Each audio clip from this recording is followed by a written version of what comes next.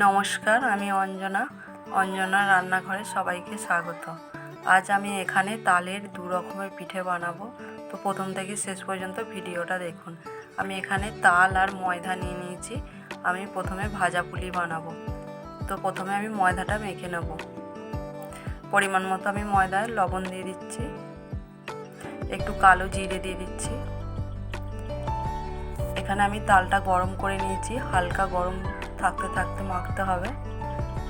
তো আমি ভালো করে মিশিয়ে নিয়েছি। এবার আমি তাল আর গুড় দিয়ে মেখে নেব।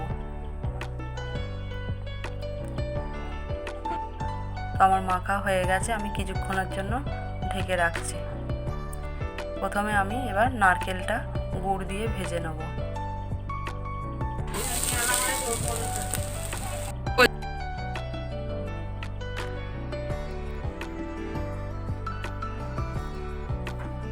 তো দেখুন আমার নারকেলটা ভাজা হয়ে গেছে।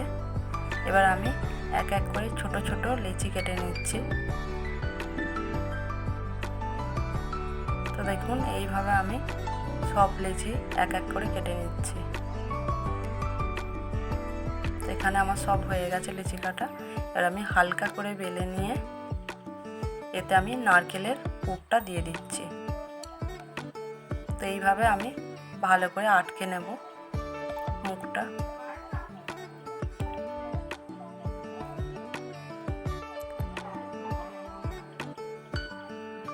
তো দেখুন এইভাবে আমি আটকে নিচ্ছি। আর একটা আমি দেখিয়ে দিচ্ছি।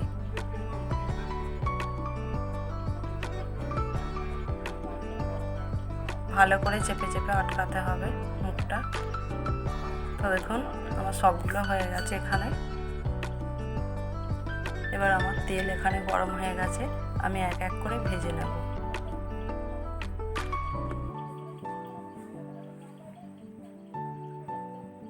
এইভাবে আমি সবগুলো ভেজে নেব।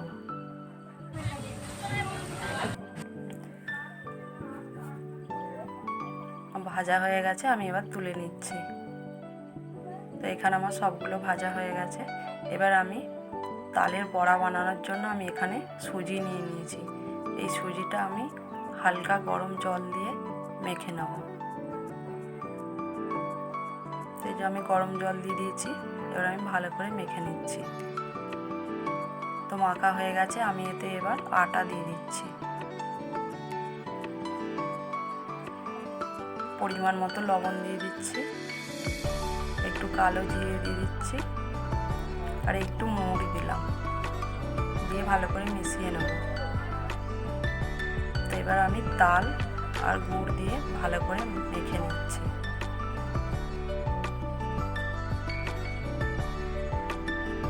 দেখুন আমি এইভাবে মেখে নিয়েছি। এবার আমি এক এক করে তেলে ছেড়ে দিচ্ছি। আমার এক পিঠটা হয়ে গেছে, আমি উল্টে দিচ্ছি। আমার হয়ে গেছে এখানে বড়াগুলো ভাজা, আমি এবার তুলে নিচ্ছি। তো দেখুন আমার দু রকমের তালের পিঠে হয়ে গেছে। তো আমার রান্না রেডি। আমার রান্না যদি ভালো লেগে থাকে একটা লাইক করবেন, শেয়ার করবেন আর কমেন্ট করে জানাবেন।